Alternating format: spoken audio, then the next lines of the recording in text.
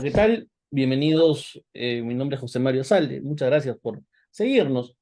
El día de hoy tengo la grata compañía del doctor Iván Alonso. Él es un connotado referente del liberalismo peruano.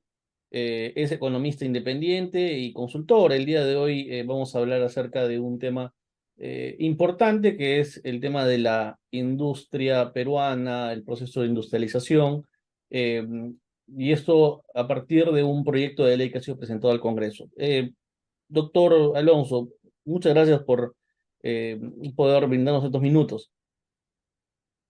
Gracias, José Mario, por la invitación. Yo tengo algunas preguntas que hacerle en base a este artículo que usted escribió para un diario de circulación nacional titulado Ley de Industrias o de Industriales, ¿no? Que a mí me parece totalmente pertinente, me parece que ha hecho usted un análisis bastante lúcido. Pero vamos a ir explicándole a las personas que nos están viendo de qué se trata. ¿Qué nos dice esta ley o esta propuesta de proyecto de ley que ha sido presentada por José Gerí, congresista de la República?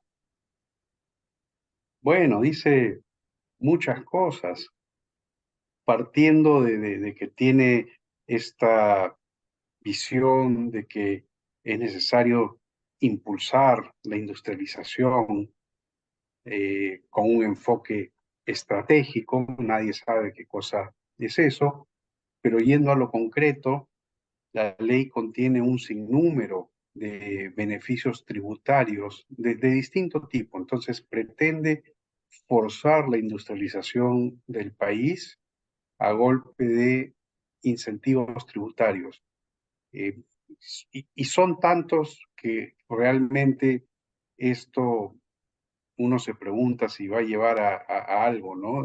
Porque cuando hay tantos beneficios, un beneficio entra en colisión con otro. Entonces, el resultado final es impredecible.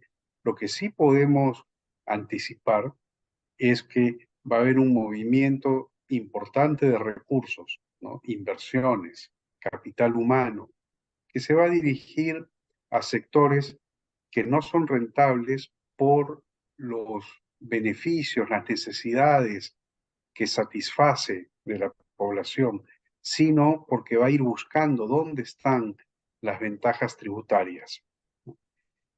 Y otra vez, siendo tantas estas ventajas tributarias, el efecto en los ingresos fiscales, en la recaudación fiscal, pueden ser importantes. Esta es una ley que haría inmanejable la política presupuestal porque no se podría prever de una manera razonablemente eh, acertada cuál va a ser la recaudación de un año a otro. Bien, ¿y usted considera, porque creo que también lo ha manifestado en el artículo, eh, cuáles serían las razones, digamos, concretamente, para afirmar que esta ley, digamos, tiene un sesgo marcadamente populista, ¿no? Y también, creo yo, ineficiente y sobre todo y fundamentalmente peligroso? ¿Cuál sería, digamos, lo más importante dentro de todo lo que usted acaba de afirmar? ¿Qué es lo que podría ser, digamos, el detonador, ¿no? Que podría llevarnos a una visión equivocada de lo que es el rol del industrial peruano y los tantos intentos de generar industria en el Perú, ¿no? Que eso también me imagino requiere una explicación de carácter económico, ¿no? Entiendo yo que la industrialización no se puede forzar, se tiene que dar espontáneamente a partir de un conjunto de elementos, pero acá hay una visión de que el Estado tiene que fomentar la industrialización. Creo que tal vez de ahí viene el error. No sé qué opina usted, doctor. Sí, hay un error eh, de ese tipo, una idea equivocada de que la industrialización es la clave para el crecimiento económico y la mejora del estándar de vida.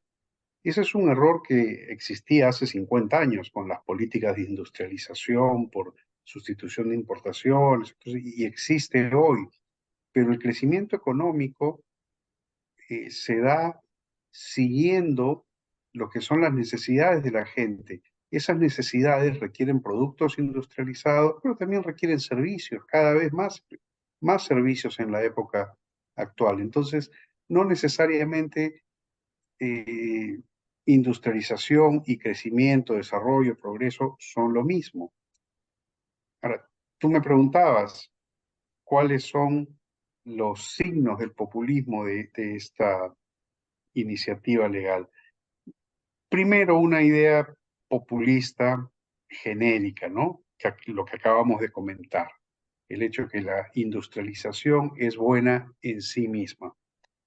Pero segundo, y lo más pernicioso, porque el otro, en fin, se queda al nivel de las ideas, pero en la realidad, en la práctica, lo más pernicioso de esta ley es que reparte beneficios para todos, o sea, ha identificado 8 sectores estratégicos para el desarrollo industrial y reparte sectores a estos, reparte beneficios tributarios a estos 8 sectores, a los proveedores de los 8 sectores, a los clientes de los 8 sectores y a algunos otros más.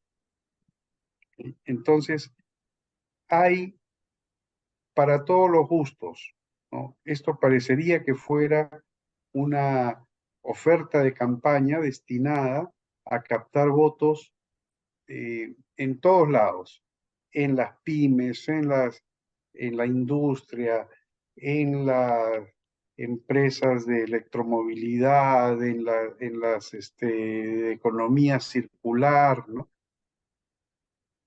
Todos estos efectos que al final, si se llegan a implementar, muchos de esos efectos se neutralizan entre sí, se cancelan y muchos de los beneficiarios se quedarían con la ilusión de que están recibiendo algo, pero no se darían cuenta que mucho más sería lo que perderían de una manera indirecta, ¿no? A través de eh, menor demanda por sus productos, menor capacidad adquisitiva de sus potenciales consumidores, etcétera.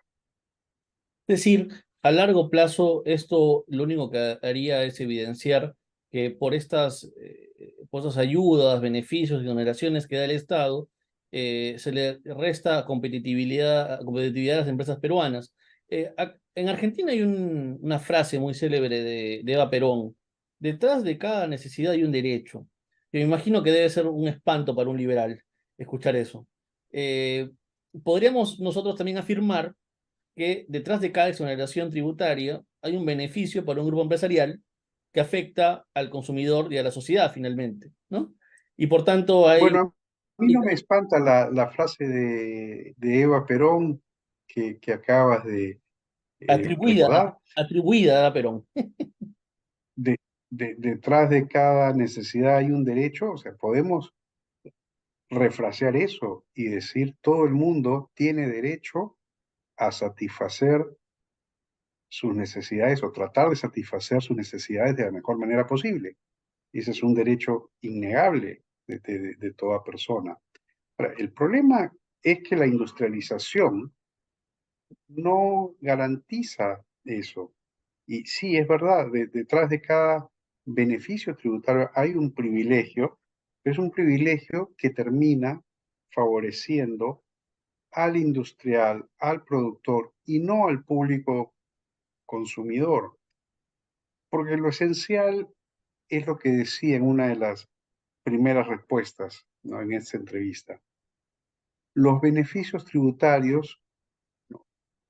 Lo que hacen es guiar los recursos económicos, el capital, la inversión, el talento humano, hacia donde están los beneficios tributarios, no hacia donde están las necesidades del consumidor. ¿Cómo se expresan las necesidades del consumidor en un sistema de economía libre? A través de la búsqueda de utilidades, de ganancias. Yo sé que hay una necesidad insatisfecha donde la ganancia es alta, porque eso significa que hay gente ávida de comprar ese producto, necesitada de ese producto, que valora, ¿no? La satisfacción de esa necesidad. Si eso guía a la inversión y al talento humano para producir las cosas que la gente más valora, la economía va a progresar. Si los recursos no siguen ese criterio de valoración, sino siguen el favor del Estado, van a ir a producir cosas que el Estado, entre comillas, valora porque le da a uno un beneficio tributario, pero la población no en la misma medida. Entonces, los recursos se están yendo en la dirección equivocada y eso empobrece al país. Bien, dos últimas preguntas, doctor, y muchas gracias por darnos estos minutos. Evidentemente no es una medida liberal, en el sentido, desde el No, punto de vista de que para una versión a la que yo me adhiero del liberalismo clásico, el, el hecho de que una persona pueda contribuir con su trabajo eficiente redunde en un beneficio a toda la sociedad. Siendo una persona, digamos, elaborando su trabajo a través de un correcto desempeño profesional, laboral, con precios competitivos, eso redunda a toda la sociedad. En este caso, esto no ocurre porque rompe el principio de igualdad ante la ley, porque hay unos que van a recibir más beneficios que otros, entonces la competitividad va a ser destruida, porque se va a beneficiar definitivamente quien mayores beneficios, exoneraciones reciba del Estado. En ese sentido, digamos, también podríamos hablar de una cierta inconstitucionalidad de la norma por violación al principio de igualdad ante la ley, y también podríamos hablar de una inconstitucionalidad porque afectaría el principio de subsidiariedad. O sea, el Estado no puede, digamos, hacer discriminación entre determinados sectores. No, de eso no habla el régimen económico de nuestro. claro, sería una manera indirecta en la que el Estado participa en la actividad económica, ¿no? Si el Estado te perdona el impuesto, si a mí me cobra 30% y a ti no te cobra impuesto porque tienes un beneficio tributario, es como si el Estado estuviera haciendo un aporte de capital a tu empresa. Entonces, está participando de una manera velada en la actividad económica, violando el principio de subsidiariedad. Correcto. Entonces, desde o sea, yo sé que usted no es abogado, pero conoce muy bien de leyes. Esta ley sería inconstitucional por violar el principio de igualdad ante la ley y, por otro lado, violar el principio, digamos, de subsidiariedad que se ha establecido dentro del régimen económico de nuestro país. Sí, creo, como tú dices, yo no soy abogado, evidentemente, pero creo que hay argumentos económicos para sostener frente al Tribunal Constitucional, digamos, que una ley de este tipo está violando principios constitucionales como los que mencionas de igualdad ante la ley y de subsidiariedad del Estado. Finalmente, ¿cómo podemos industrializar el país? Porque pareciera que es un fetiche tener industria. O es que tampoco no necesitamos industria y lo que tenemos que hacer es generar crecimiento en otros sectores, por ejemplo, servicios. ¿Cómo podemos industrializar el país? Abriéndolo lo más que se pueda, reduciendo hasta donde sea posible los aranceles. Hasta donde sea posible quiere decir hasta cero. Disculpe, doctor, ¿hay sectores que todavía siguen siendo protegidos por el Estado Y indirectamente? Por ejemplo, todavía hay. por No ejemplo, son los niveles de protección estratosféricos que había hace 30 años, pero los hay. Hay sectores con tasas de 5, 10%, en ese orden de textiles podría magnitud. ser uno, por ejemplo, me parece. Eh, no estoy seguro en este momento. Hace tiempo que no veo la lista, Bien. pero los hay. Eh, la industria peruana ha crecido como otros sectores en los últimos 30 años. Cuando vemos ahora los boletines mensuales del INEI, vemos una caída en la industria, pero si tomamos una perspectiva de más largo plazo, la industria de hace 30 años era de este tamaño, ahora es mucho mayor y el Perú exporta muchos productos industriales Sobre todo la que antes, agroindustria, ¿no? la agroindustria, por supuesto, pero también la industria manufacturera más tradicional ha crecido muchísimo. Entonces, dejemos que se industrialice solo en un régimen de economía abierta. Eso va a funcionar.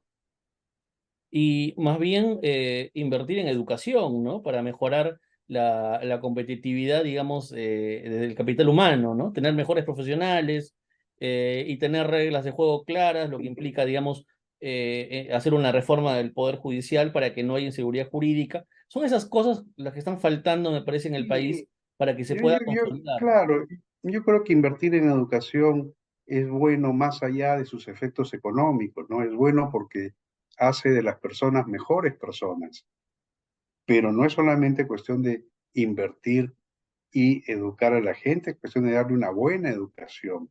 Y lamentablemente, cuando la educación está capturada por un gremio mercantilista que busca más sus Eso es privilegios, importante decirlo. Es decir, en determinados sectores de la economía sí existen oligopolios, o no sé si el término es correcto, pero, o existen grupos de poder que, digamos, manejan, cortan el jamón, como se diría, cortan la claro, torta, claro. y eso no se dice o no se suele discutir, y eso ¿Por qué, tenemos que por decirlo qué, nosotros. por qué en el Perú los niños estuvieron 2 años sin ir al colegio con el pretexto de la pandemia? ¿No han sido acaso los maestros los que no querían regresar a trabajar? Correcto. Eso hay que analizarlo y hay que decirlo.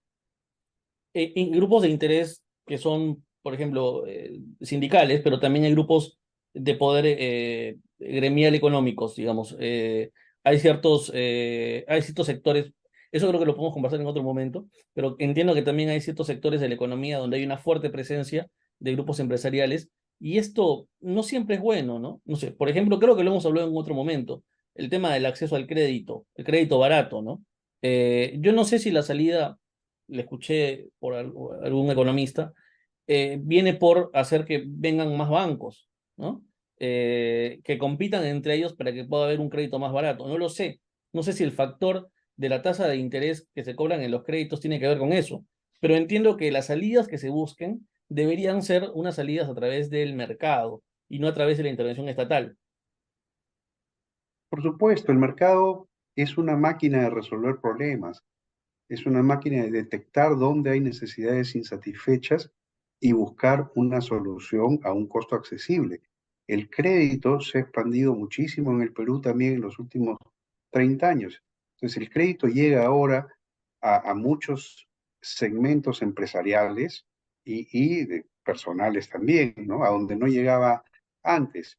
Claro, con la ley de topes a las tasas de interés se ha excluido a mucha gente arbitrariamente, pero hasta entonces y aún hoy con esa limitación, el crédito llega a muchísimas más personas y empresas de lo que sucedía antes, ¿no? Y no hay que forzar tampoco la llegada de más bancos extranjeros, hay que dejar que surjan y que lleguen los que ven acá una buena oportunidad de mercado.